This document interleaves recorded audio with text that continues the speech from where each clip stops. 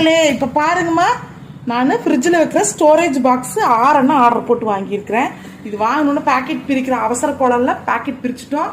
கழுவி வச்சுட்டேன். என்ன கேட்டிங்கன்னா அப்படியே வந்தோன்னு யூஸ் பண்ணக்கூடாதுன்னு ஃபுல்லாக கழுவிட்டுங்க. சூப்பராக இருக்குதுங்க. பாக்ஸு குவாலிட்டியாக தான் இருக்குது. 200 ரூபாய்ங்க இது 6 பாக்ஸு. ஓகேங்களா? இப்போ இதுக்குள்ளே இந்த மாதிரி ஒரு வளைய மாதிரி கொடுத்துருக்குறாங்க. இது எதுக்குன்னு கேட்டிங்கன்னா, இப்போ நம்ம இந்த காய்கறியெல்லாம் கழுவுனோம்னா அப்படியே ஸ்டோரேஜ் பண்ணுற போது அதில் தண்ணி இருக்கிறதெல்லாம் வடிஞ்சு போச்சுன்னா இதில் வந்து உள்ள ஸ்டோரேஜ் ஆகிறக்காக இந்த மாதிரி கொடுத்துருக்குறாங்க.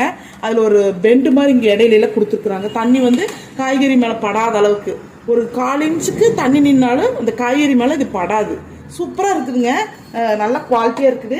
நாம் இதில் பார்த்தீங்கன்னா என்னென்ன போட்டுக்கலாம்னா, நம்ம வீட்டில் இருக்கிற காய்கறிகளெல்லாம் இதில் போட்டுக்கலாம். இப்படி போட்டு ஸ்டோரேஜ் பண்ணி ஒவ்வொன்றையும் நீட்டாக, அதாவது கவரில் போட்டு போட்டு வைக்கிறதுக்கு இப்போ பார்த்தீங்கன்னா நீட்டாக நம்ம இந்த மாதிரி இஞ்சி, இந்த மாதிரி பீன்ஸு,